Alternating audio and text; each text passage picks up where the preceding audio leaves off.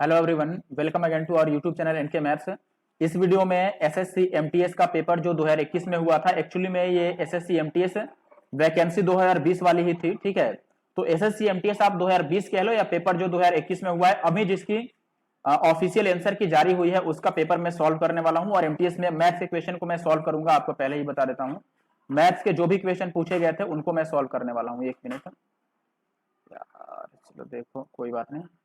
Math के paper में जैसे आपको पता है एमटीएस के पेपर में 25 क्वेश्चन मैथ के आते हैं। यहां पर डेट देख सकते हैं, पेपर का जो डेट है वो 5 अक्टूबर 2021 का शिफ्ट 1 का पेपर है।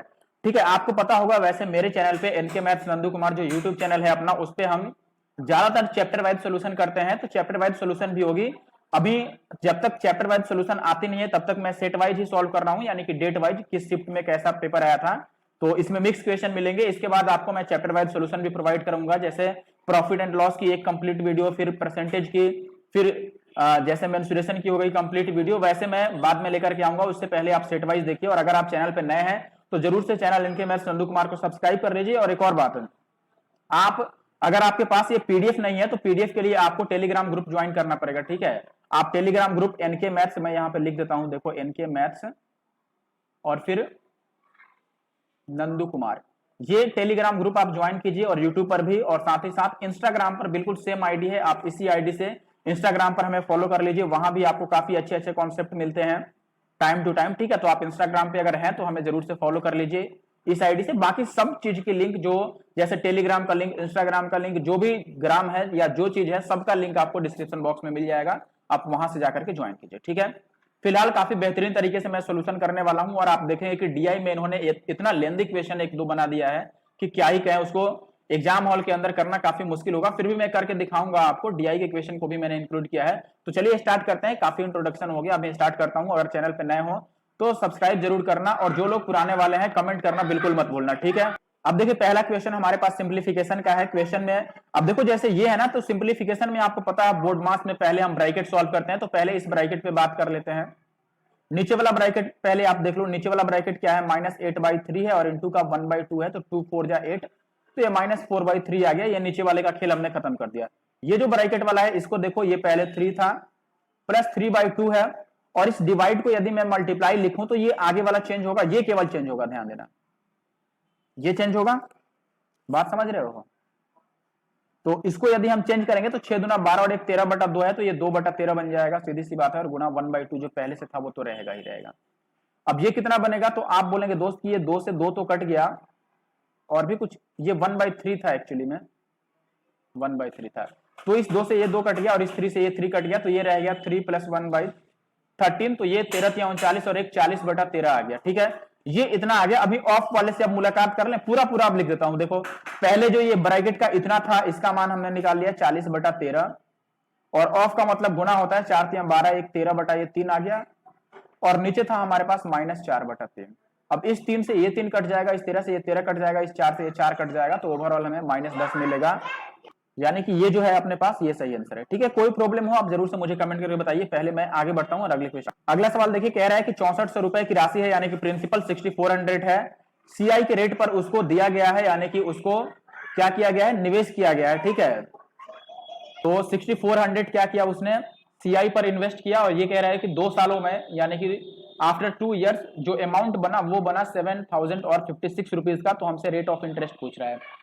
देखो जब भी रेट ऑफ इंटरेस्ट पूछे तो आपको क्या करना है, सीधा सीधा आपको हमेशा A/P निकाल लेना है। ए और पी का रेशियो लेना है आपको। तो ए कितना है, यहाँ पर अमाउंट है 70 और 56, प्रिंसिपल था 6400, इसको काट लेते हैं तो मुझे लगता है 8 से कट जाएगा, 8 8 64, फिर बचेगा 6 और 5, तो फिर से 8 8 64, 8 दूना 16, और ये 8 से 8 8 64, ये आपको दिख रहा है 2 से कटेगा 441 बार में, और ये 4 दूना 8, यानी कि नीचे 400 आ गया। अब आपको कुछ नहीं करना है, अगर ये 2 साल के लिए है तो इसको स्क्वायर रूट ले लेना है, 3 साल के लिए है तो इसका क्यूब रूट ले लेना है। तो ये 2 साल के लिए है, इसमें दिया गया है 2 वर्ष, तो ये किसका स्क्वायर है देख लो, ये तो 21 का स्क्वायर है, और नीचे वाला किसका स्क्वायर था, 20 का स्क्वायर था, तो 21/20 आ गया। तो ये देख लो आप कितना इंटरेस्ट मिला, 20 से 21 हो गया, एक मिला 20 पर, यानी कितना हो गया 5%, 1/20 यानी कि 5%। ठीक है, चलिए नेक्स्ट क्वेश्चन देखिए। एवरेज का अच्छा सवाल बनाया है इन्होंने। ये कह रहा है कि 5 से शुरू करके, यानी कि 5 से स्टार्ट करना है आपको, और 10 कॉन्सेक्यूटिव ऑड नंबर्स लेना है, विषम संख्याएं। 5 से स्टार्ट करना है, 5 पहला ऑड नंबर, और ऐसे ही आगे के कॉन्सेक्यूटिव आपको 10 ऑड नंबर्स लेने हैं। अब इसमें ये कह रहा है कि फर्स्ट और सेकंड को इन्होंने छोड़ दिया, यानी कि फर्स्ट और सेकंड को छोड़ दिया, बाकी के जो रिमेनिंग नंबर्स बच गए उनको 3 से मल्टीप्लाई किया और इसके बाद जो 10 संख्याएं हैं उनका एवरेज बता दो। मैं एक बार लिख के बताता हूं। देखो हमने ऑड नंबर्स लिख दिया कि भैया कौन कौन से ऑड नंबर्स हैं, तो आप बोलेंगे ऑड यानी कि विषम संख्या है। पहला 5 से शुरू करना है तो 5, अगला 7, फिर ऐसे 2 2 बढ़ते जाएगा ना, तो 7 और 2 9, 2 11, 2 13, 2 15, 2 17, 2 19 और 2 21 हो गया 10। 1 2 3 4 5 6 7 8 9 और ये 23, 10 हो गया। 23 तक हमने ले लिया। अब ये कह रहा है कि फर्स्ट और सेकंड को छोड़ दो, यानी कि इनको छोड़ो, और ये जो बच रहे हैं इनको हर एक को 3 से गुना कर दो, 3 से मल्टीप्लाई कर दो, और जो आएगा नंबर सबका एवरेज बता दो। तो हमने बोला कि अगर सबको ऐसे ऐड करें तब तो बात गड़बड़ हो जाएगी, क्योंकि देखो इनको 3 से मल्टीप्लाई करना है, इनको 3 से मल्टीप्लाई नहीं कर रहे हैं, तो दिक्कत क्या हो जाएगा कि ऐसे में जोड़ने के लिए हमें सबको अलग अलग जोड़ना पड़ेगा। तो एक तरीका तो ये है कि इस पर हम फॉर्मूला लगा दें, सम ऑफ नेचुरल नंबर्स वाला, प्राकृतिक संख्याओं का योग जो होता है n इंटू एन प्लस 1/2 वाला, ठीक है, और उसको लगा के वापस 3 से मल्टीप्लाई करके एवरेज निकाल लें। या हमारे पास उपाय क्या है कि आपने ये पढ़ा होगा कि अगर हमें एवरेज को गुना करना है तो हर एक संख्या को गुना करना पड़ेगा। जैसे मान लो 5 संख्याओं का एवरेज 10 है और सबको अगर 2 बढ़ा दिया जाए तो एवरेज कितना बढ़ेगा, तो हमें पता है कि एवरेज भी 2 बढ़ जाता है, यानी कि हर एक संख्या में जो चेंजिंग करते हैं एवरेज में डायरेक्ट चेंज होता है। तो वही काम मैं यहां पर करने वाला हूं। देखो मैं इन दोनों का अलग छोड़ देता हूं कि इनका बात हम बाद में करेंगे, 5 और 7 का अलग हटा दो। ये जो नंबर्स बच रहे हैं इनमें सबको 3 से गुना करना है, तो मैं कह रहा हूं कि पहले ही एवरेज निकाल लो, बाद में 3 से गुना कर लेंगे। तो एवरेज निकालेंगे तो आपको पता है कि ये सेम गैप के है, तो फर्स्ट प्लस लास्ट बाई 2 हो जाएगा। तो इनका यदि एवरेज मैं निकालता हूं तो 9 और प्लस का 23/2, तो ये कितना होगा 9 3 12, यानी कि 32 का आधा कितना हो जाएगा 16, और 3 से अब मैं गुना कर रहा हूं यहां पर, तो एक्चुअली में एवरेज 48 आना चाहिए था, क्योंकि हर एक संख्या को 3 से मल्टीप्लाई करना है। तो आप चाहो तो 3 को कॉमन भी ले सकते हो और इनका एवरेज निकालो और 3 से मल्टीप्लाई कर लो, तो 48 इनका एवरेज आ रहा है। इनका एवरेज क्या होगा 5 और 7 का, ये जो अलग से मैंने 5 और 7 को छोड़ दिया था, इनका एवरेज अगर आप देखेंगे तो इनका एवरेज 12/2 यानी कि 6 हो गया। इनका एवरेज 6 है, इनका एवरेज 48 है। सबका एवरेज बताना है तो आप ग्रुप एवरेज का हम फॉर्मूला लगा देते हैं, या एलिगेशन आप लगा सकते हैं, ठीक है। ग्रुप एवरेज क्या होगा, ये 6 एवरेज कितने लोगों का है 2 लोगों का, ये 48 एवरेज कितने लोगों का है 8 लोगों का, क्योंकि टोटल 10 संख्याएं थे, 2 संख्याएं हमने पहले छोड़ी तो बाकी की 8 संख्याएं रह गई। तो ग्रुप एवरेज कैसे निकालेंगे, हम लिखेंगे 6 गुना 2 और प्लस इधर 48 गुना 8 और बटा टोटल संख्याएं कितनी थी 10। सब में यूनिट डिजिट अलग है, यूनिट डिजिट पे काम कर देते हैं। ये 6 दूना 12, यहाँ पे 2 आ रहा है, ये 8 8 64, यहाँ पर 4 आ रहा है, तो ये कितना हो जाएगा 8 8 64 का 4।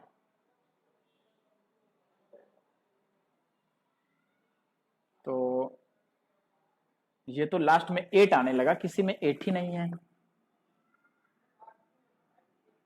इनका सम हो गया 12 और इनका टोटल हो गया 48, ठीक है।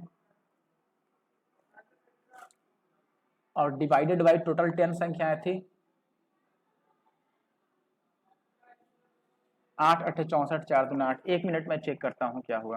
देखो अभी भी सही है, हम ही गलत जा रहे थे, हमें इसको मल्टीप्लाई थोड़ी करना है। अब इसका यूनिट डिजिट 2 है, इसका यूनिट डिजिट 4 है, तो इनको ऐड करना है ना, बीच में प्लस है, तो 4 और 2 6, यानी कि यूनिट डिजिट 6 आएगा। किसमें है, बी में है, तो बी आंसर है। आगे बढ़, ये देख लो, ये क्वेश्चन तो इजी है। आपको ये बोल रहा है कि एक्स और वाई जो है ये अपोजिट साइंस वाले, दो अपोजिट साइंस, यानी कि एक प्लस है तो एक माइनस है, और ये 2 नंबर्स हैं और इनका रेशियो आपको ऐसे दिया है, ये पूछ रहा है। मैं यहां से ये कह रहा हूं कि देखो अगर इनके स्क्वायर का रेशियो 16 और 81 है, तो केवल एक्स और वाई का रेशियो कितना होगा 4 और 9 होगा। स्क्वायर रूट ले लेंगे, इसमें से एक संख्या को आपको पॉजिटिव और एक को नेगेटिव लेना है, तो किसी को भी आप पॉजिटिव और किसी को नेगेटिव ले लेते हैं, किसी को भी ले लो अपने मन से। मान लो मैं इसको +4 ले लेता हूं, तो इसको मैं माइनस का 9 ले लेता हूं और इसमें वैल्यू रख देता हूं। एक्स के जगह पर 4 रखना है, तो ये 4 3 12 और प्लस 4 4 16, सॉरी वाई के जगह पर हमें अलग रखना है ना, वाई को हमने गलत कर दिया। हमें क्या रखना है, वाई के जगह पर 9 रखना है, तो ये गड़बड़ हो गया इसके हिसाब से। तो यहाँ पर देखो एक्स के जगह पर हमने 4 रख दिया, 4 3 12, और ये प्लस है तो माइनस बन जाएगा, 9 4 36। नीचे क्या हो गया, एक्स के जगह पर 4 रखेंगे तो 4 दूना 8 और ये माइनस माइनस प्लस, 9 3 27। तो ये कितना बन जाएगा हमारे पास, देखो 36 में से 12 जाएगा तो माइनस का 24 और 27 और 8 35, माइनस 24/35 आ रहा है, ये आंसर है। देखिए यहाँ पर भी इन्होंने कुछ नया करने की कोशिश किया है, सवाल बनाया है कुछ अलग तरीके का। सवाल है कि ट्राइंगल एक एबीसी है जिसमें एंगल ए जो है वो 90 डिग्री है और बीसी पर पॉइंट ए से एक परपेंडिकुलर एडी ड्रॉ किया गया है। इसमें यह कह रहा है कि बीडी एंड बीसी का जो मीन प्रोपोर्शन है वो क्या होगा। मीन प्रोपोर्शन पूछ रहा है बीडी और बीसी का। अब डायग्राम के थ्रू आप देखिए, इसमें ए को 90 डिग्री बनाया है ना, तो हम जो 90 डिग्री है इसको ए मान लेते हैं और बाकी को आप बी और सी किसी को भी मान लें। जैसे मान लो मैंने इसको बी कह दिया, इसको सी कह दिया। और पॉइंट ए से ये कह रहा है कि पॉइंट ए से यहां पर एक परपेंडिकुलर ड्रॉ किया गया है, किस पर, बीसी पर। तो पॉइंट ए से मैं यहां पर एक परपेंडिकुलर ड्रॉ कर देता हूं बीसी पर, ठीक है। ये मैंने बना दिया यहां पर कि ये एक परपेंडिकुलर हो गया यहां पर, ठीक है। अब इसमें ये कह रहा है भाई कि बीडी का और बीसी का मीन प्रोपोर्शन बताओ। तो आप चाहे तो कोई भी यहां पर वैल्यू रख सकते हैं बीडी और बीसी का मीन प्रोपोर्शन के लिए। देखो अगर ऐसे ही बनाओगे तो मुझे लगता है कि समझने में परेशानी हो सकती है, तो कोई न्यूमेरिकल वैल्यू अपने मन से ले लेते हैं। जैसे मान लो आपको पता है कि 3 4 5 का ट्रिपलेट होता है, तो आप 3 4 5 अप्लाई कर सकते हैं। मैं इसको 3 ले लेता हूं, इसको 4 ले लेता हूं और इस पूरे को मैंने मान लिया कि ये पूरा 5 था, ठीक है। अब बीडी कितना होगा, देखो आप ये बताओ कि बीडी का और डीसी से क्या रेशियो बनता है। अगर आपने ज्योमेट्री अच्छे से पढ़ा है तो आपको पता होगा कि बीडी का और डीसी का रेशियो क्या होता है। ये वापस से मिट गया यहां पर ऐसा, ठीक है। देखो ये 4 है तो इसका रेशियो में 4 का स्क्वायर आएगा, ये 3 है तो इसका 3 का स्क्वायर आएगा, यानी कि रेशियो में 16 और 3 3 9 का बनेगा। अब यहां से बीडी और डीसी का एक बार हम मान निकाल लेते हैं, बीडी का ही मान निकाल लेते हैं। तो बीसी तो हमें पता है कि बीसी 5 है, तो अगर मैं केवल बीडी का मान यहां से निकालूं तो आप बोलेंगे हमें 16 की वैल्यू निकालनी है। टोटल कितनी है, 25, तो आप बोलेंगे कि 25 की वैल्यू सवाल में 5 है। यहां से देखो ये पूरा 5 है ना, बीसी पूरा 5 है यहां पर, ठीक है। लेकिन यूनिट में कितना है, रेशियो में 25 है। 25 की वैल्यू 5 है, यानी कि एक की वैल्यू 1/5 हो जाएगी और हमें बीडी बताना था, तो बीडी हमारा कितना है 16, तो ये 16/5 हो गया। बीडी का मान निकाल लिया हमने। अब हम एक बार मीन प्रोपोर्शन निकाल लेते हैं, देखो यानी कि मध्यानुपाती निकाल लेते हैं। मध्यानुपाती कैसे निकालते हैं, रूट अंडर मल्टीप्लाई कर लेते हैं दोनों को। तो अगर हमसे बीडी और बीसी का मीन प्रोपोर्शन पूछ रहा है तो रूट अंडर बीडी और इंटू का बीसी होगा, यही हमें बताना है। देखो बीडी कितना है हमारा 16/5 और बीसी कितना है, तो आप बोलेंगे बीसी तो 5 ही है, ये 5 से 5 कट गया, इसका स्क्वायर रूट लेंगे तो ये कितना आ गया, 4 आ गया, यानी कि 4 आंसर आना चाहिए। तो 4 तो ये इसके बराबर आ गया, 4 आ गया किसके बराबर भाई, ए बी के बराबर आ गया ये तो ए बी अपने पास ऑप्शन डी में है भी। इस तरह से जो अपना सही आंसर है वो है ए बी। कैसे आया आप बात समझ सकते हैं, जब तक न्यूमेरिकल वैल्यू हम नहीं एज्यूम करेंगे हमें मुश्किल होगी बनाने में। मैंने न्यूमेरिकल वैल्यू एज्यूम किया और सीधे सीधे आंसर आ गया, वरना आपको थ्योरम्स वगैरह लगाने पड़ेंगे। कैसे पता चला, देखो मैंने मीन प्रोपोर्शन निकाला, मध्यानुपाती, ये 4 आ गया, तो मैंने ये 4 देखकर कहा कि देखो भाई 4 इसमें से किसकी वैल्यू है, इसकी वैल्यू है, ठीक है। अगर कोई अदर वैल्यू आती तो हम एडी की वैल्यू भी यहां निकाल के, जो अभी हमारे पास डेटा अवेलेबल है, अगर इसमें से कोई सा भी आंसर नहीं होता तो हम एडी की वैल्यू भी एक दफा निकाल के चेक कर लेते हैं कहीं एडी के बराबर तो नहीं। सिचुएशन में आपको बोला गया है कि एक वस्तु है, उसका एमपी यानी कि मार्क प्राइस है 400, उसके एमपी पर 2 बार डिस्काउंट दिया गया है, एक बार 12% का, एक बार 20% का, और इसके बाद उसको बेचा गया है, सेल किया गया है, और उसके बावजूद भी उसको 10% का प्रॉफिट हुआ है, तो सीपी बताना है। देखो मैं एसपी निकाल के बराबर करने वाला हूं। एसपी अगर मैं सीपी की तरफ से निकालूं तो आप बोलेंगे सीपी का 110%, ये एसपी बनेगा क्योंकि 10% का प्रॉफिट है, 10% का लाभ है, तो ये सीपी का 110% में बेचा गया है, 10% बढ़ाकर। और अगर मैं एमपी की तरफ से बात करूं तो देखो लिखा कितना था 400 रुपए और बेचा गया एक बार 12% का डिस्काउंट देके, एक बार 20% का। 12% का डिस्काउंट देंगे तो ये 88/100 बनेगा और 20% का डिस्काउंट देंगे तो 80/100 बनेगा, ठीक है। 100 में से हमने माइनस कर लिया। अब बस काट लो, ये 100 से ये 100 कट जाएगा, इस 100 से ये 2 जीरो कट जाएगा और इस 1 जीरो से ये 1 जीरो कट जाएगा। आंसर में कहीं भी जीरो नहीं आएगा। और 11 से 11 8 88, तो 8 8 64 और 4 चौके 16, लास्ट में 6 आएगा, ये आंसर होगा। यूनिट डिजिट पर काम किया हमने, बस और कुछ नहीं। देखो ये 11 8 88, अब बस मैंने 8 को 8 से गुना किया तो 4 आएगा लास्ट में, और 4 को 4 से गुना किया लास्ट में 6 आएगा। बस जीरो तो आना नहीं है, तो ऐसे भी आप जा सकते हैं, इन दोनों में से मल्टीपल ढूंढ सकते हैं कि आंसर किससे कटने वाला है। आगे बढ़ता हूं मैं। ये सवाल देखो यहाँ पे पावर 5 है। ये क्वेश्चन में आपको बोला गया है कि एक तूफान के दौरान हवा की जो गति है, यानी कि एक स्टॉर्म में जो एयर का स्पीड है वो कितना है, विंड का स्पीड आपको दिया गया है 10⁵ mm/s, ठीक है। और इसमें जो धूलकण है, ठीक है, धूलकण उनका ये कह रहा है कि धूलकण को 1 किलोमीटर की यात्रा तय करने में कितना समय लगेगा, सेकंड में बताना है। देखो आपको टाइम बताना है, आपको पता है कि टाइम जो होता है डिस्टेंस अपॉन स्पीड होता है। देखो क्वेश्चन तो इन लोगों ने कुछ ऐसा बना दिया कि आपको लगेगा कि ये तो फिजिक्स का न्यूमेरिकल क्वेश्चन आ गया, लेकिन ऐसा नहीं है, मैथ के ही क्वेश्चन इन्होंने बनाए हैं। जैसे आप इसमें फिजिक्स का फॉर्मूला लगाओगे तो भी गलत नहीं आएगा आंसर। वैसे time is equal to distance upon speed होता है, तो डिस्टेंस कितना कवर अप करना है, तो आप बोलेंगे 1 किलोमीटर कवर करना है, और नीचे स्पीड लिख लो। स्पीड हमें पता है कि देखो भाई 10 के पावर 5 mm चलते हैं 1 सेकंड में, ये बात समझना, ठीक है। वैसे हमें आंसर सेकंड में ही बताना है, तो हम यहीं से बात बना सकते हैं, ये सब नहीं लिखे तो भी हो जाएगा। कैसे, देखो मैंने ये बोल दिया कि इसको अगर हम ऐसे लिखें, इस मिलीमीटर को मैं चेंज कर रहा हूं किलोमीटर में, तो आप बोलोगे कि देखो 10 के पावर 5 है, अगर इसको मैं 1000 से भाग करूं तो ये मीटर में आएगा, लेकिन इसे किलोमीटर में लाना है तो एक बार और 1000 से भाग कर देंगे, तो ये बन जाएगा। अभी इतना दूरी ये चलता है 1 सेकंड में। अब ये 10 के पावर 5 से 3 और 2 5 शून्य तो कट गए, यानी कि 1/10 किलोमीटर की दूरी ये चलता है 1 सेकंड में। और हमसे पूछ रहा है कि 1 किलोमीटर की दूरी बता दो, तो इसी में से इस 10 को इधर भेज देते हैं, तो 1 किलोमीटर की दूरी कितने समय में चलेगा, 10 सेकंड में चलेगा, और 10 सेकंड अपना आंसर है। बात समझिए मैंने क्या किया, हमें इसकी जरूरत नहीं पड़ी इसमें, मैंने डायरेक्ट यहीं से किया भाई कि 10 टू द पावर 5 mm। पहले मैंने इसको चेंज किया कि ये किलोमीटर में कितना बनेगा, तो ये 1/10 किलोमीटर आ गया। अब हमने कहा भाई कि 1/10 किलोमीटर जाता है ये कितने समय में, सवाल में यहाँ पे दिया है पर सेकंड स्पीड है ये, यानी कि हर एक सेकंड में ये चलता है इतना, और सवाल में कह रहा है कि 1 किलोमीटर जाना है तो कितना सेकंड लगेगा, तो मैं यहाँ से 1 किलोमीटर की वैल्यू निकाल दिया, 10 को इधर भेज दिया, तो ये 10 सेकंड आ गया। बस इतनी सी बात थी। क्वेश्चन देखिए, ये कह रहा है कि अर्थ जो है वो अपने एक्सिस पर 135 डिग्री का एंगल घूमने में कितना टाइम लगाएगी, ये सेकंड में आपको बताना है। देखो ये भी फिजिक्स जैसा क्वेश्चन इन्होंने बना दिया, लेकिन आप एक बात समझिए, पृथ्वी जो है अर्थ वो पूरा एक चक्कर जब घूमती है, ये मान लो सन है, आप बात समझिए, पूरा एक चक्कर अगर लगाएगी, अब ये एक्सिस की बात कर रहा है, ऐसे एक चक्कर, अब ये साइंस की बात आ गई, साइंस पे मैं नहीं जा रहा हूं, मैं एक्सिस की बात कर रहा हूं। अपने एक्सिस पे अर्थ पूरे एक चक्कर कितने समय में लगाती है, 24 घंटे में, ये आपको पता होगी, 24 आवर्स में। और कोई भी चीज एक बार गोल घूम गया तो कितना कोण बना देता है, 360 डिग्री का। तो मैं ये बोलूंगा दोस्तों कि वो पूरा एक बार गोल घूमेगी 360 डिग्री। अब ये गोल ऐसे मत समझना, ये वाला नहीं, केपलर का नियम समझिए, आपने पढ़ा है केपलर्स लॉ, तो आपको पता होगा, ठीक है। मैं इसकी बात नहीं कर रहा हूं, अपने एक्सिस की बात कर रहा हूं। अपने एक्सिस पे वो एक बार पूरा गोल घूम जाएगी एक राउंड, तो उसे 360 डिग्री का कोण बनाना पड़ेगा, और टाइम कितना लगाएगी वो, 24 घंटे। और 24 घंटे को अगर मुझे सेकंड में बदलना है तो 3600 से मल्टीप्लाई कर दिया मैंने, बात समझ रहे हो। और हमें बताना है 135 डिग्री के लिए, बस। तो अब ये 36 से 36 कट गया, और इस जीरो से ये जीरो कट गया, तो 240 आ गया एक का मान, और हमें 135 का मान बताना है, तो 240 और गुणा का 135, बस बताओ कितना आएगा, बस इन्हें मल्टीप्लाई कर लो।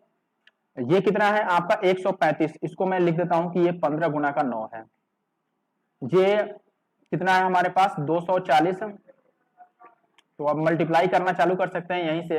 अच्छा देखो 9 है तो 9 का मल्टीपल आंसर होगा, ये तो नहीं हो सकता, ये भी नहीं हो सकता है, ये दोनों हो सकता है।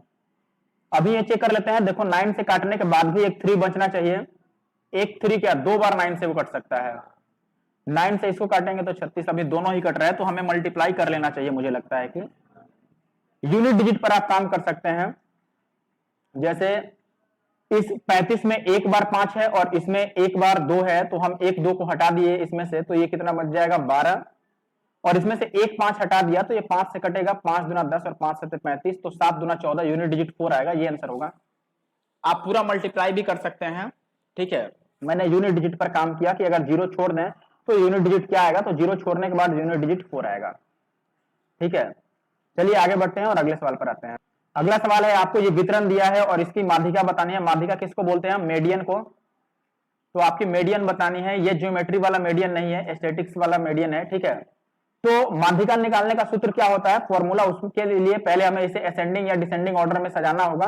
तो मैं इसे असेंडिंग ऑर्डर में लिख रहा हूं, असेंडिंग को हम आरोही क्रम बोलते हैं, तो मैं आरोही क्रम में इसे लिख देता हूं। पहले बढ़ते क्रम में सबसे छोटा 11 है, उससे बड़ा क्या है 13 है, 13 से बड़ा इसमें क्या है, तो आप बोलेंगे कि 16 है, फिर 19 है, फिर 22, 25 और फिर 27 और फिर 34, ये हो गया।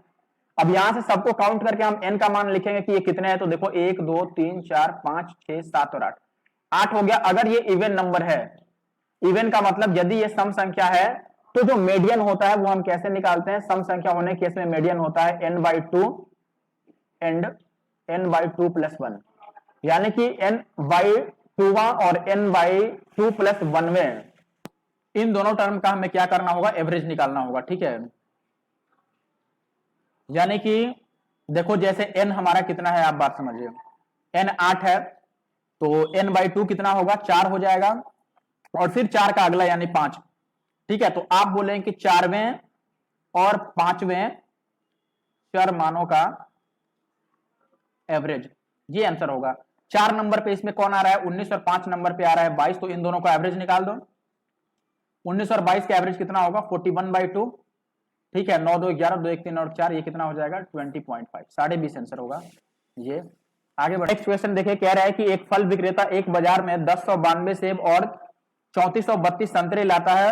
यह इनको सबको इस प्रकार से व्यवस्थित करना चाहता है, मिक्स करना चाहता है कि फलों की संख्या अधिकतम हो, तो वह संख्या ज्ञात करे। कुछ नहीं करना है आपको, एचसीएफ निकाल लेना है, किसका, 1092 और 3432 का। एचसीएफ का मतलब कॉमन लेना होता है, कॉमन ले लो, इनमें से 4 कॉमन ले सकते हैं, 4 कॉमन लिए तो ये 4 दूना 8, और फिर 2 9, तो 4 7 28, और 4 3 12 बचेगा, और ये कितना बचेगा, 4 से 8 चौके 32, और 4 5 20, 4 8 32। अच्छा देखो, हमने 4 कॉमन लिया, तो अभी बताओ क्या इसमें से कोई इवन नंबर अब कॉमन होगा, कोई सम संख्या और कॉमन हो सकता है, तो आप बोलेंगे नहीं, और कोई सम संख्या इसमें से कॉमन नहीं होगा, जो भी बाहर आएगा वो विषम संख्या आएगी, यानी कि ऑड नंबर आएगा। तो ये हम बात कह सकते हैं, देखो या तो आप इसमें और कॉमन ढूंढो और आंसर निकालो फाइनली, लेकिन मैं ये देख रहा था कि अब इनमें कुछ भी इवन में कॉमन नहीं है, ऑड में कॉमन होगा। तो इसका मतलब क्या हुआ, इसका मतलब ये हुआ कि यदि मैं 4 से डिवाइड कर दूं आंसर को, तो जो आएगा वो एक ऑड नंबर आएगा, विषम संख्या। 4 से भाग करके देख लो हर एक ऑप्शन में कहां विषम संख्या आएगा। इसको 4 से भाग करेंगे तो ये कितना बनेगा, 4 7 28 और 4 8 32, ये तो नहीं हुआ क्योंकि ये इवन नंबर दे रहा है। इसको 4 से भाग करो, 4 3 12 और 4 9 36, ये हो सकता है क्योंकि ये विषम संख्या आ रहा है। इसको, ये तो 4 से ही भाग नहीं लग रहा है, हटाओ इसको, 4 से भाग करेंगे तो 4 एक बार में, ये भी 4 से भाग नहीं लग रहा है, हटाओ, 4 से भाग नहीं लग रहा है तो आंसर नहीं होगा, बस खेल खत्म, ये दूसरा वाला आंसर होगा। आगे बढ़ते हैं, अगला सवाल देख लो। यहां पर ये कह रहा है दोस्तों कि 2 पात्रों में दूध और पानी का जो मिक्सचर है, मिल्क और वाटर का, वो ये है और ये है, 2 बर्तन में, इनको किस रेशियो में मिलाया जाए कि ये रेशियो बन जाए फाइनली मिल्क और वाटर का। मैंने ये बोला कि पहले में क्या है, तो आप बोलेंगे 3:2 है। आप एलिगेशन डायरेक्ट अप्लाई कर सकते हैं, ठीक है, आप ऐसे ले सकते हैं कि 3 5 में है और फिर 6 कितने में है, 11 में, और ऐसे जाकर, वो मजा नहीं देता है मुझे, ठीक है। ये 6:5 हो गया, और थर्ड में कितना है, तो फाइनली में आप बोलना चाहते हैं कि ये 4:3 चाहिए। ये टोटल कितना है, तो आप बोलेंगे 5 है, ये टोटल 6 5 11 है, और ये टोटल कितना है, 4 3 7 है। सबको इक्वल कर लेते हैं और कुछ नहीं, सबको इक्वल करना है। तो आप बोलें कि देखो इस वाले को किससे गुना करना पड़ेगा, 11 7 77 से, इसको गुना करना पड़ेगा 35 से, 7 5 35 से, और इसको गुना करना पड़ेगा 11 5 55 से। किसी एक को उठा लो जिसमें गुना करना आसान हो। पहले वाले में ही गुना करना आसान है तो हम पहले वाले को उठा लेते, दूसरे वाले को देखो, सेकंड को मैं ले रहा हूं, 2 से अगर 77 गुना करेंगे तो ये कितना आ जाएगा, 7 दूना 14 और 1 15, 154। 5 से इसको गुना करेंगे 35 को, तो 350 का आधा हो जाएगा, 300 का आधा कितना होता है, 150, तो ये 175 आ गया। और ये 55 को 3 से गुना कर दो, 5 3 15 और 5 3 15 और 1 16, निकाल लो कितना होगा। ये आपको पता है दोस्त कि कितना जा रहा है, 11 जा रहा है, उल्टा घटाना है ना, ये 11 जा रहा है, ये 10 जा रहा है, तो 10:11 ये आएगा। आगे बढ़ते हैं, ये होगा आंसर। नेक्स्ट क्वेश्चन में आपको एक सिलेंडर दिया गया है, ठीक है, एक ठोस लंबवृत्तीय बेलन, इसका टोटल सरफेस एरिया आपको दिया गया है 1617 सेंटीमीटर स्क्वायर। इसका जो बेस का डायमीटर है वो दिया गया है, इसका वॉल्यूम पूछ रहा है, ठीक है। वॉल्यूम निकालने के लिए आपको पता है कि पाई आर स्क्वायर एच लगता है, यानी कि पाई 22/7 होगा। आर स्क्वायर हमें पता नहीं है, तो ये 21/2 हो गया ना, बस एच का मान हमें नहीं पता है कि एच का मान क्या होगा। तो आप एक तो ये कह सकते हैं कि आंसर 11 का मल्टीपल होगा, क्योंकि इसमें 11 आ रहा है, बात समझ रहे हो यहां पर। लेकिन अगर वो 1 से ज्यादा हुआ तो बात गड़बड़ हो जाएगा। एक बार ट्राई करके देखते हैं, ये 5 2 7, ये तो 11 से कट जा रहा है, ये 5 2 7 8 2 10, ये नहीं कटेगा, ये 7 3 10 9 1 10, ये भी कट जा रहा है, 8 1 9 5 4 9, ये भी, देखो कितने सारे आ गए। अच्छा, इसके बाद एक और बात भी हम कह सकते हैं दोस्तों, नीचे 7 और ये 2 बार कितना है हमारे पास, 2 बार 2 2 लिखा गया है, तो हम ये कह सकते हैं कि इसमें एक 3 बचेगा, इसमें भी एक 3 बचेगा, तो आंसर 9 का मल्टीपल होगा। एक और बात कह सकते हैं, इसमें चेक करो जरा 9 का मल्टीपल होगा, 5 4 9 3 2 6, ये तो नहीं हुआ, ये 9 है, 7 3 10 1 11, ये भी नहीं हुआ, 5 4 9 8 1 9, ये डी आंसर होगा, बस फाइनल हो गया, कुछ निकालने की जरूरत नहीं पड़ी, डी आंसर हो गया, क्योंकि हमें मालूम है भाई कि नीचे जब 7 है, 2 है, 2 है, तो क्या ये इसको काट करके इसमें से 3 को गायब कर देंगे? नहीं गायब करेंगे। नीचे जब तक 3 नहीं होगा तब तक ऊपर का 3 कटेगा कैसे? नहीं कटेगा। तो हमने ये देखा कि ऊपर भाई 2 बार 3 आ रहा है, तो आंसर 9 का मल्टीपल हो गया। खेल खत्म कर दिया हमने। आगे बढ़े, चलिए ये क्वेश्चन एक देखिए, कह रहा है कि दो दोस्त हैं जिनमें से पहला दूसरे का 3 गुना अधिक कुशल है, यानी कि ये पहला ए है, दूसरा बी है। तो एफिशिएंसी का क्या हिसाब किताब है भाई? ए अगर 1 है एफिशिएंट तो बी कितना होगा? 3 गुना कुशल होगा काम करने में। अब ये कह रहा है कि जब वो साथ काम करते हैं तो 6 दिन में कर देते हैं, यानी कि ए बी मिलकर 6 दिन में काम करते हैं। एफिशिएंसी कितनी बनेगी? 4, यानी कि टोटल काम, इसको गुना कर लो, 6 चौके 24, टोटल 24 यूनिट का काम करना है। और लास्ट में ये कह रहा है कि दोनों में से कम कुशलता वाला दोस्त इसके दोगुने काम को कितने दिन में करेगा? कम कुशल कौन है? ए है भाई, तो ए की हिसाब से काम करना है। ए से काम कराना है, किससे? कितना काम कराना है भाई? जितना पहले का काम है उसका डबल। 24 का डबल 48 काम कौन करेगा? ए किस एफिशिएंसी से? 1 की एफिशिएंसी से। तो 48/1 कितना आ गया? 48 आ गया। तो 48 अपना आंसर है ये। आगे बढ़ते क्वेश्चन देखिए, इसमें कह रहा है कि निर्माण की लागत जो है, एक वस्तु बनाने की जो कीमत है, प्रोडक्शन का जो टोटल प्राइस बैठता है प्रोडक्शन में, वो कितना बैठता है? 24,000। अब पैकेजिंग में और खुदरा विक्रेता को इसकी शिपमेंट पर और उसका 20% खर्च होता है।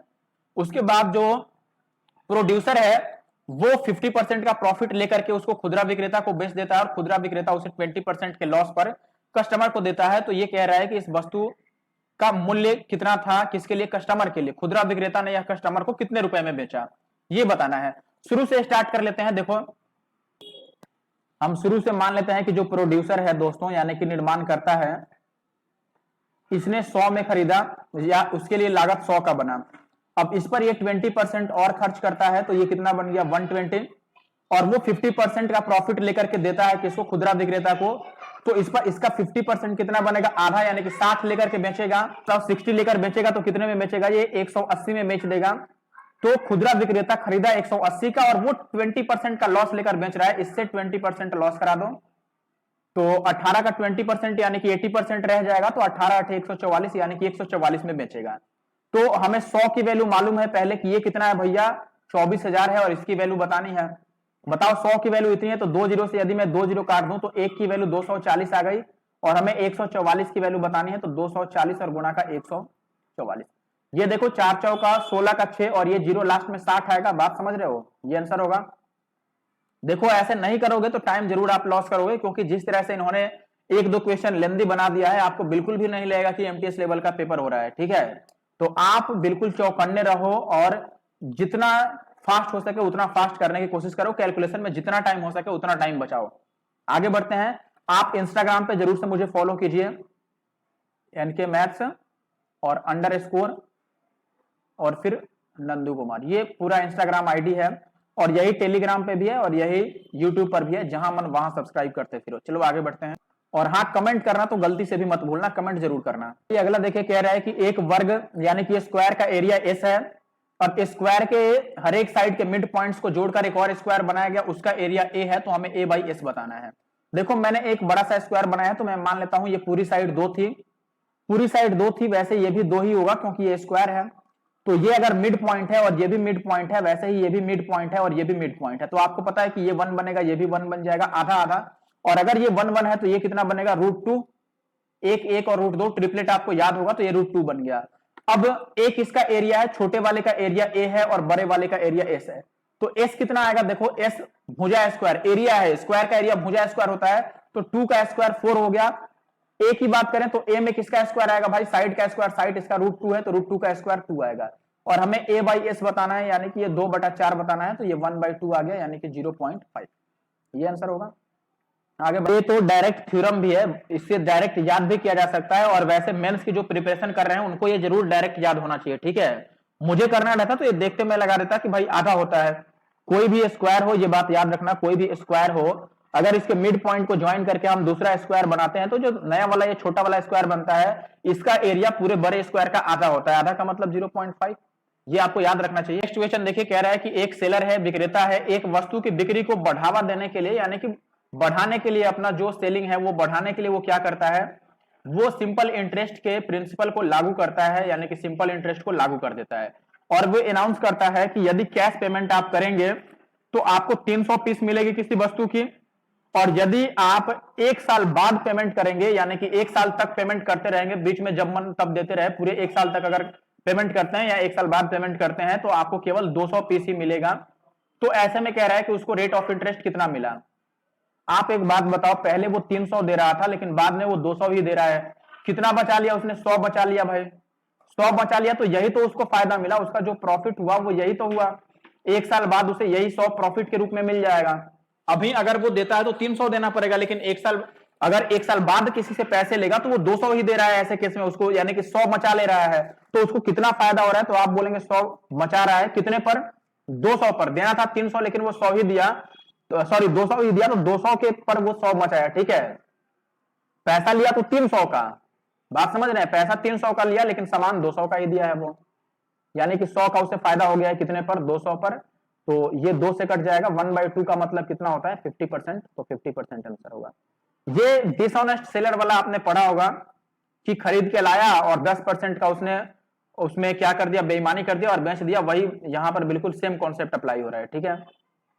उसने खरीद कर लाया मान लो 300 रुपए का सामान, लेकिन 200 रुपए का ही सामान उसने दिया और पैसे 300 ले लिया, यानी कि 100 रुपए का उसको फायदा हुआ 200 पर, तो 50%। नेक्स्ट क्वेश्चन देखिए, यहां पर कह रहा है कि एक संकट के कारण स्टेट ए जो है उसके कुछ लोग स्टेट बी में चले जाते हैं, और ऐसे में दूसरे राज्य की जो पॉपुलेशन है वो 19.96% इंक्रीज हो जाती है, और बाद में जो बी में गए थे लोग वो वापस ए में भी लौट आ रहे हैं। तो ऐसे में कह रहा है कि बाद में, यानी कि लास्ट टाइम में बी की जनसंख्या में कितने प्रतिशत की कमी हुई।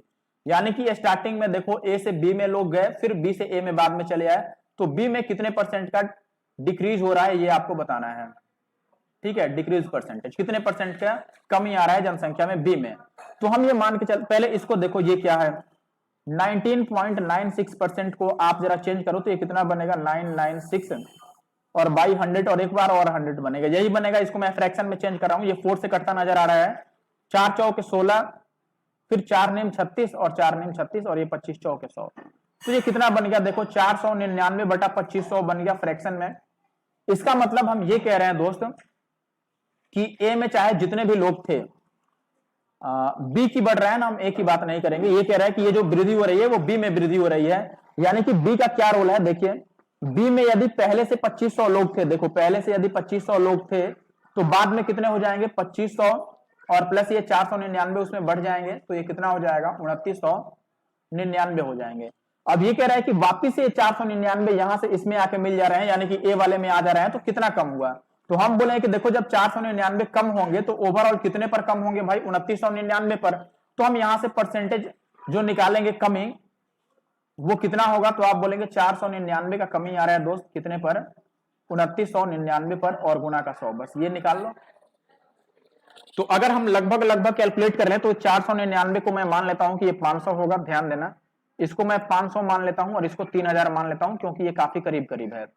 तो आप बोलेंगे कि इस 3 जीरो से ये 2 और एक 3 जीरो कट जाएगा, तो ये आ जाएगा 50 बटा 3, तो ये 16 पॉइंट कितना आएगा? 6 आएगा, तो 16.6 के आसपास आंसर बनेगा। ये 16:2/3 आता है ना, 16.66 आएगा, तो ये ए आंसर होगा, ए के काफी करीब है। अगर ये नेक्स्ट क्वेश्चन देख लो, यहां पर कह रहा है कि एक खुदरा विक्रेता है, ये सप्ताह के सभी 7 दिनों में अपना आउटलेट खोलता है, यानी कि पूरे 7 दिन अपनी दुकान खुली रखता है, ठीक है। कोई सेलर है, पूरे 7 दिन, पूरे 7 डेज वो दुकान को अपना खुला रखता है। अब ये कह रहा है कि यह देखा गया है कि शनिवार यानी कि सैटरडे और संडे के दिनों के लिए उसकी जो एवरेज सेलिंग है वो 300 रुपीज है, और जो रिमेनिंग 5 डेज हैं उनमें जो एवरेज सेलिंग है उसका वो 200 है। तो ये कह रहा है कि सैटरडे से स्टार्ट होने वाला कोई भी मंथ है, उसमें जो टोटल उसकी सेलिंग हुई है वो 7000 की हुई है, तो वह मंथ कौन सा हो सकता है, ये आपको बताना है, ठीक है। काफी अच्छा सवाल बनाया है इन्होंने, थोड़ा अलग बनाने की कोशिश की गई है ये सवाल, क्योंकि मैं पिछले 3 साल से प्रीवियस ईयर क्वेश्चन सॉल्व कर रहा हूं इस टाइप के क्वेश्चन, जो एमटीएस में अभी कुछ काफी कई सारे नए सवाल और कॉन्सेप्ट इन्होंने, कॉन्सेप्ट तो कुछ भी नया नहीं है, सवाल बस नया बनाया है इन्होंने कुछ हद तक। तो ये डेफिनेटली आपको आगे आने वाले पेपर में देख सकते हैं आप, जो आगे आने वाले एसएससी के पेपर हैं, रेलवे के पेपर हैं, उनमें ये सारे सवाल मिल सकता है। क्योंकि भले ही ऑर्गेनाइजेशन अलग हो, पेपर कराने वाली जो कंपनी है टीसीएस, वो रेलवे में भी वही है और इसमें भी वही है, बैंक में भी वही है, ठीक है। आगे बढ़ते हैं और इस सवाल को करते हैं। सवाल ध्यान से समझिए, ये कह रहा है कि सैटरडे का और संडे का, सैटरडे और प्लस संडे, इन दोनों का जो टोटल सम होगा वो कितना होगा, इनका जो एवरेज बिक्री है वो 300 है, तो टोटल सम कितना हो जाएगा 600। और बाकी के जो रिमेनिंग 5 डेज हैं, बाकी के जो 5 दिन हैं, इनका अगर टोटल आप निकालोगे तो इनका एवरेज है 200, यानी कि डेली अगर 200 मिलता है तो 5 डेज का कितना हो जाएगा 1000, यानी कि 5 डेज का 1000 रुपए हो जाएगा। बात समझ रहे हो। अब ये कह रहा है कि कोई भी ऐसा महीना आप उठा लो जो सैटरडे से स्टार्ट होता हो, शनिवार से स्टार्ट होता हो, और उसमें टोटल बिक्री 7000 होनी है। तो हम देखते हैं कि अगर कोई महीना मान लो शनिवार से शुरू हो रहा है तो उसमें कितना बिक्री बनेगा। मैं एक बार पहले, आप देखो महीना कितने कितने दिन का हो सकता है, या तो 30 दिन का होगा, या 31 दिन का होगा, या फिर 28 दिन का, या 29 दिन का, यही बनता है। तो आपको इसमें वेरीफाई करना होगा, ठीक है। लेकिन देखो अब वेरीफाई करने में भी हम एक इसमें अपना चालाकी दिखा सकते हैं, थोड़ा सा स्मार्टनेस आप यहां पर लगा सकते हैं। जैसे देखो मैं बात करूं कि जनवरी कितने दिन का होता है, ऑप्शन पे ध्यान दो, तो आप बोलेंगे 31 दिन का। मार्च ये भी 31 दिन का होता है। फरवरी ये 28 या 29 दिन का हो सकता है। और अप्रैल, जनवरी फरवरी और मार्च अप्रैल ये 30 दिन का हो सकता है। तो आप देख सकते हैं कि ये दोनों ऑप्शन तो सेम हो गया, 31 दिन का, ये आंसर होना नहीं है। तो हमें इसी दोनों में से किसी एक को चेक करना है। बात समझ रहे हो। तो अगर हम 30 को चेक कर ले तो हमें ये पता चल जाएगा, अगर ये सही हुआ, अगर ये अप्रैल सही हो जाए तब तो ठीक है, गलत होगा तो फरवरी आंसर हो जाएगा। तो चलो हम वेरीफाई करके देखते हैं कि अगर 30 दिन वाला होता वो महीना तो क्या 7000 रुपए बन जाते हैं। तो आप बताओ अगर पूरे 30 दिन का महीना है तो इसमें सैटरडे संडे कितना आएगा। अगर ये सैटरडे से स्टार्ट हो रहा है, देखो अगर सैटरडे से स्टार्ट नहीं होता तो आपको ये बात समझनी है कि कोई भी चाहे वो दिन हो, वो 30 दिन के महीने में 4 बार आ जाता है, क्योंकि 4 सप्ताह तो एटलीस्ट होंगे, 28 दिन तो होंगे ही। अगर ये 28 दिन से ज्यादा है तो अगर आप इसका 2 दिन साइड कर दें तो आप बोले कि भाई बाकी के जो 28 दिन बच गए उस वो 4 सप्ताह बनता है, 4 वीक्स। 4 वीक्स में हर एक दिन 4-4 बार आ जाएगा, हर एक डे 4 बार आ जाएगा। अगर आप मंडे की बात करें वो भी 4 बार आ जाएगा, ट्यूसडे वो भी 4 टाइम्स आ जाएगा। बात समझ रहे हैं। लेकिन ये कह रहा है कि ये सैटरडे संडे से शुरू हो रहा है, सैटरडे से शुरू हो रहा है, तो ये जो 2 एक्स्ट्रा हम छोड़ रहे हैं यही सैटरडे और संडे बनेगा। यानी कि सैटरडे संडे कितनी बार आएगा, देखो सैटरडे और प्लस संडे ये कितनी बार आएंगे, ये 5 बार आ जाएंगे, दोनों एक एक बार ज्यादा आ जाएंगे, ठीक है। और बाकी के जो दिन है वो कितनी बार आएंगे, 4 बार आएंगे, ठीक है। बाकी के जो 5 दिन थे शेष 5 दिन, ये कितनी बार आएंगे, 4 बार आएंगे। ये बात आपको समझनी पड़ेगी। कैसे, मैंने ये बोला कि अगर ये सैटरडे से शुरू हो रहा है भाई, तो सैटरडे आप बताओ 28 तारीख आते आते, यानी कि 28 दिनों में सैटरडे 4 बार आ जाएगा, और सैटरडे के बाद संडे आ रहा है तो संडे भी 4 बार आ जाएगा। तो 28 के बाद जो 29 और 30 बनेगा वो सैटरडे और संडे बनेगा, यानी कि सैटरडे संडे 5 बार आएंगे और बाकी के दिन 4-4 बार। तो यहां से आप पैसा निकालिए, टोटल कितना बना। सैटरडे संडे एक बार मिलकर 600 बनाता है, तो अगर ये 600 है तो ये 5 बार आए हैं, तो ये 6 × 35 3000, तो ये बन गया। और 5 दिन के लिए हमारा कितना बन रहा था 1000, और ये कितनी बार आया है 4 बार, तो ये कितना आ गया 4000। तो 4000 यहां से 3000 यहां से, यानी कि टोटल 7000 हमारा बन जा रहा है। और क्वेश्चन में भी 7000 था, इसका मतलब कि 30 दिन वाला महीना ही सही आंसर होगा, और इसके अकॉर्डिंग अप्रैल अपना सही आंसर है, ठीक है। क्योंकि 30 दिन वाले पर सेट आ जा रहा है। अगर ये 4000 से ज्यादा बनता तो हम कह देते कि फिर तो भाई फरवरी आंसर होगा, क्योंकि 30 दिन पर ज्यादा हो रहा है तो निश्चित रूप से वो 28 या 29 दिन का होगा, तभी उससे कम आएगा 7000 पे, ठीक है। तो आशा करता हूं कि ये बात आप समझ गए होंगे। मुझे कमेंट करके जरूर बताइएगा आप ये समझे या नहीं समझे। सिचुएशन देखिए, कह रहा है भाई कि 1232 में बेचा तो 124% का प्रॉफिट मिल गया। 572 रुपीज में बेचेगा तो प्रॉफिट आपको बताना है या लॉस बताना है परसेंटेज में। तो मैंने बोला कि देखो भाई अगर ये 1232 है, सॉरी 1232 लिखना था ना, हटाओ जो। अगर ये 1232 रुपए में बेचा है तो ये कितना बनेगा, 124% का प्रॉफिट है, यानी कि ये 224 बनेगा, ठीक है। 100 में अगर खरीदा है और 124% का प्रॉफिट ही चाहिए, तो आप बोलेंगे कि ये कितना बन गया, 224 बन गया। तो हमने कहा भाई कि 1232 में बेचने से 224% मिलता है, तो 572 का बताना है। काट लो, ये 4 और 4 8, 4 से कटते नजर आ रहा है ना, 4 से यदि हम काट लें, यूनिट डिजिट पर भी बात कर सकते हैं। देखो ये 2 है तो ये 4 बना है, अगर यहाँ 2 है तो ये भी 4 ही बनेगा डेफिनेटली, और अगर ये 4 बना है तो लास्ट में 4 ही आएगा। लेकिन 4% अब नहीं, बात गड़बड़ हो सकती है, क्योंकि अगर ये 4 लॉस में आ गया तो लास्ट में 6 बन जाएगा। बात समझ रहे हो। तो इसीलिए हम ऐसे नहीं कर सकते हैं, इसको काटना पड़ेगा। तो काट कर देख लेते हैं। 4 से कटता नजर आ रहा है ना, 4 3 12, 0 4 8 32, और ये 4 से काट दो, 4 5 20 और 4 6 24। अभी भी 4 से कट रहा है, तो ये 4 सत्ते 28, 4 सत्ते 28 ये खत्म हो गया, और 4 से कट जाएगा 14 चौके 56। अभी भी कट रहा है क्या, ये 7 से कट रहा है, देखो 11 सत्ते 77 और ये 2 सत्ते 14। अब इस 11 को इतना बनाना है, कैसे गुना करते हैं, 11 पच्चे 55, 11 दूना 22, 52 से गुना करना पड़ेगा, इसे भी 52 से गुना कर दो, तो 52 को 2 से गुना करोगे तो 104 आएगा, 104 आ गया, तो ये 4 ज्यादा है 100 से, 4% का प्रॉफिट हो गया। आगे बढ़ते हैं, नेक्स्ट क्वेश्चन देख लो, यहाँ पर सिंप्लीफिकेशन का फिर से क्वेश्चन आ गया है, इसको हम क्या लिख सकते हैं, इसकी बात बाद में करेंगे, पहले हम ब्रैकेट पे आते हैं। यहाँ पे ये कितना हो जाएगा, ये 1/4 है और माइनस का ये 1/15 है, तो ये 15 में से 4 जाएगा तो कितना आ जाएगा, 11/60 आ गया।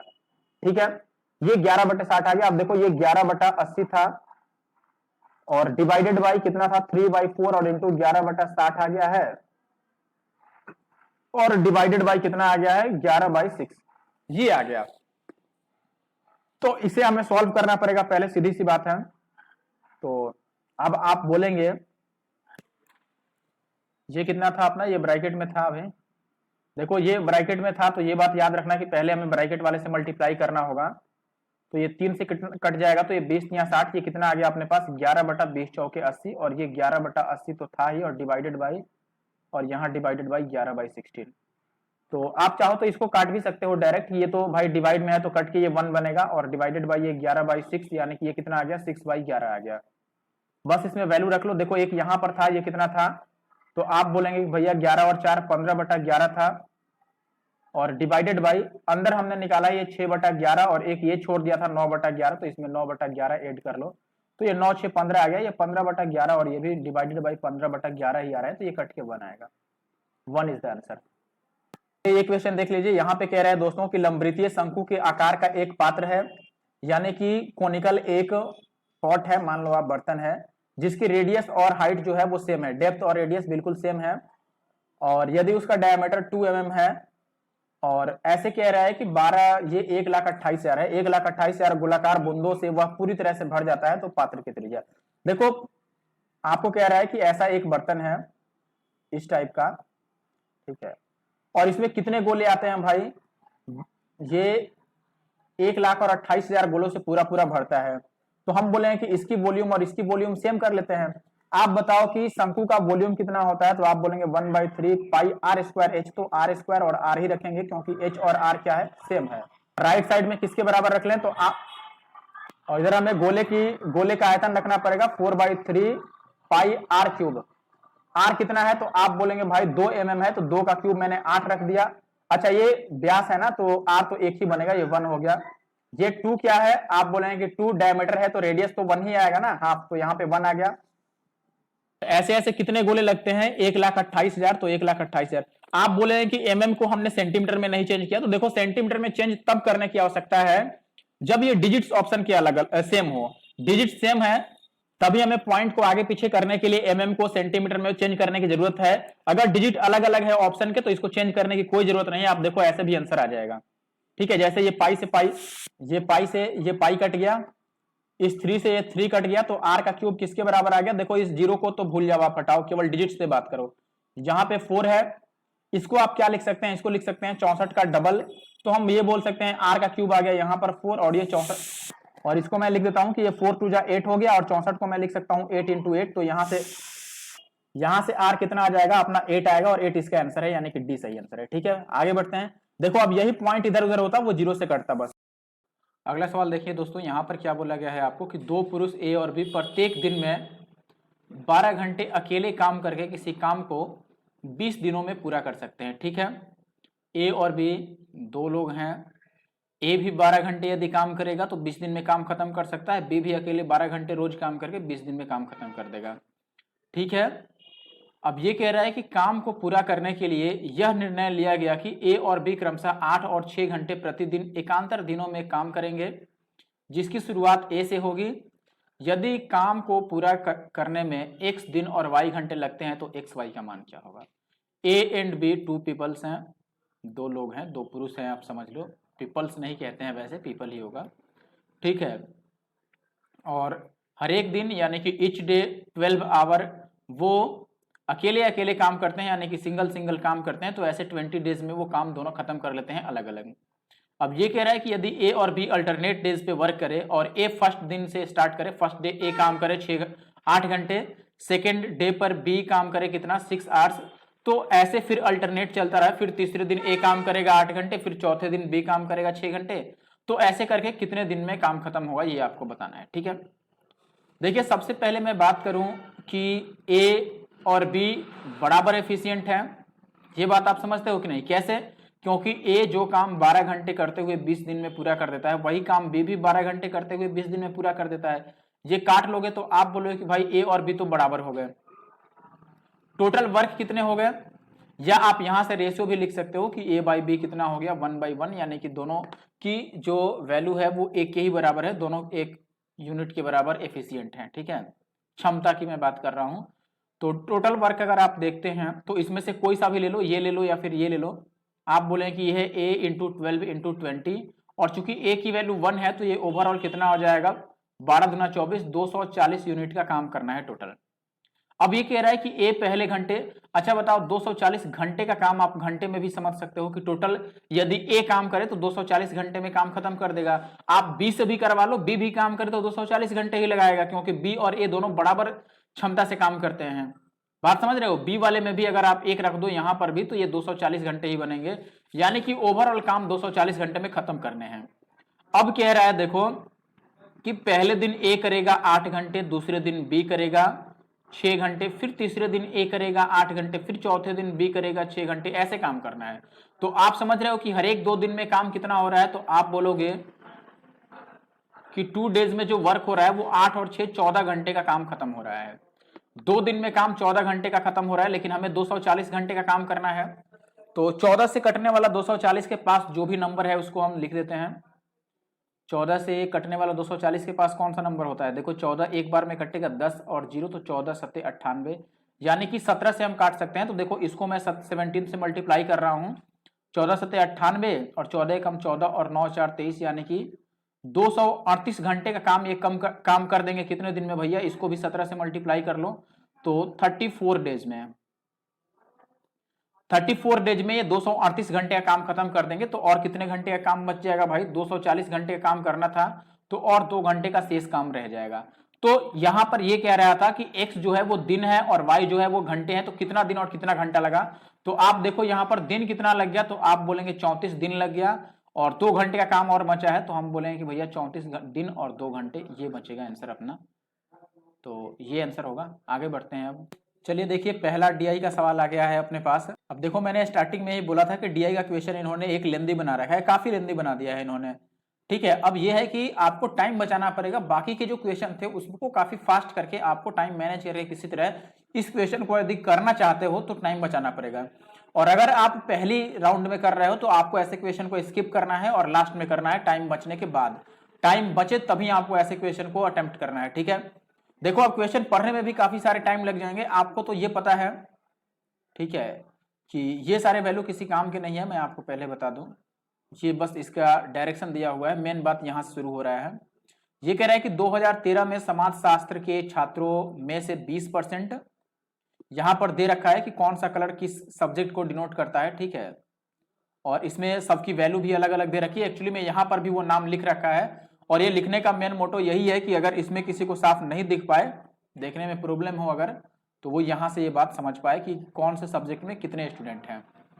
अब ये कह रहा है कि 2013 में समाजशास्त्र के छात्रों में से 20%, राजनीतिक विज्ञान के छात्रों में से 25% और अर्थशास्त्र के छात्रों में से 1/6 दूसरे कॉलेजों में स्थानांतरित हो गए।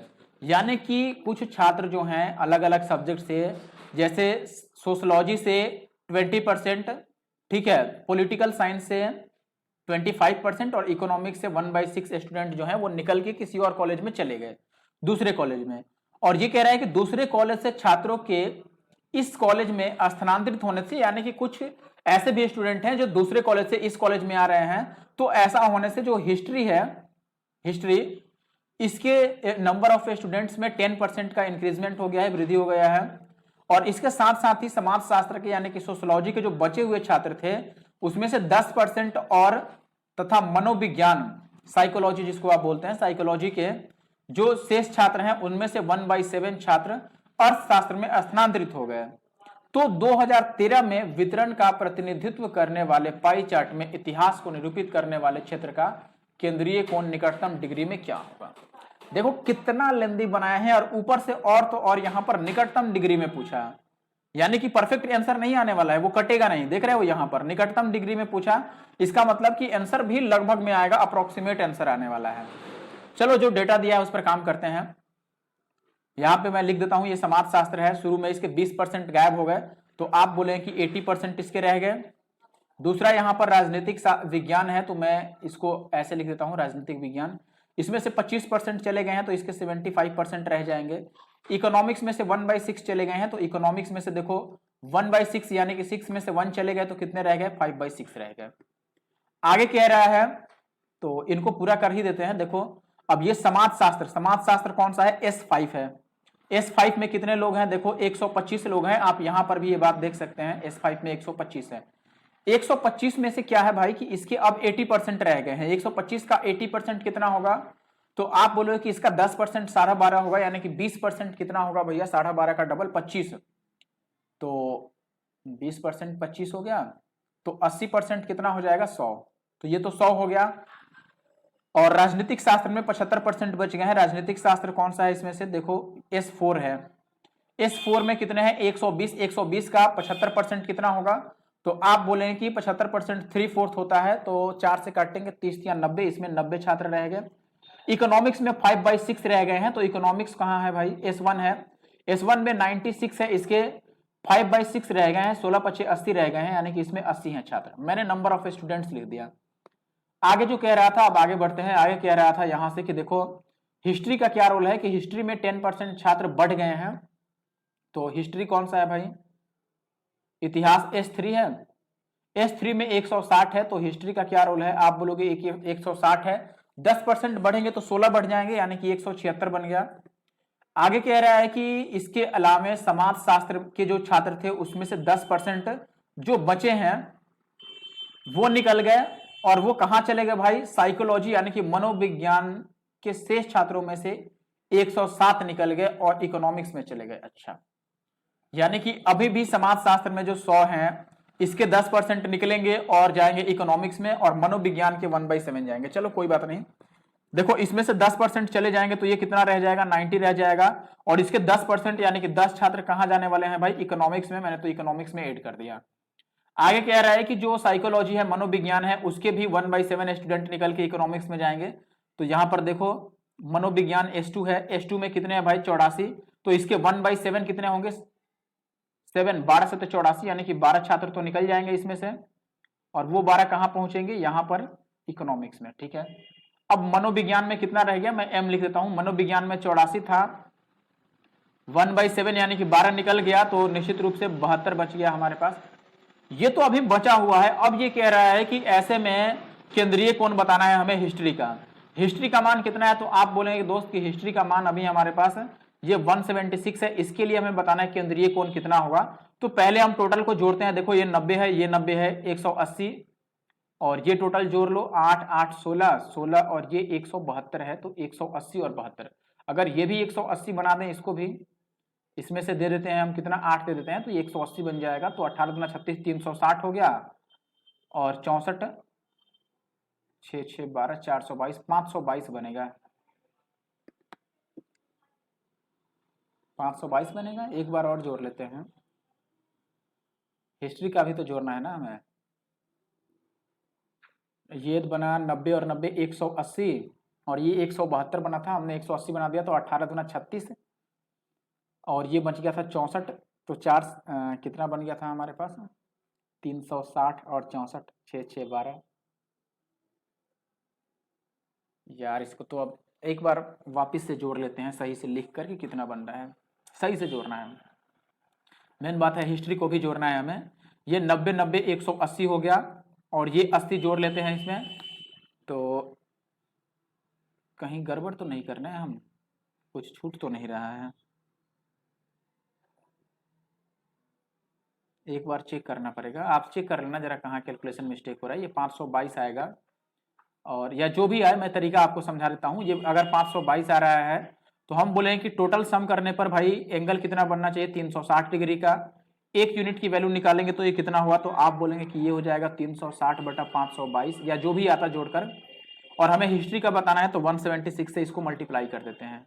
तो 176 से हमें मल्टीप्लाई करना है, तो मैंने यहाँ पे 176 से मल्टीप्लाई कर लिया। अब काट लो, ये जहां जहां कट रहा है ये 9 से कटता नजर आ रहा है, तो 9 से काटोगे तो ये 9 पचे 45 और फिर 9 अट्ठे 72, 58 कट गया, और ये 9 से काटोगे 9 चौके 36। अब ये 58 29 दूना 58 कट जा रहा है, और इसको 2 से अधिक काटूं मैं तो 20 दूना 40। तो ये लगभग आ गया अपने पास 20 गुणा में 176 बटा 29।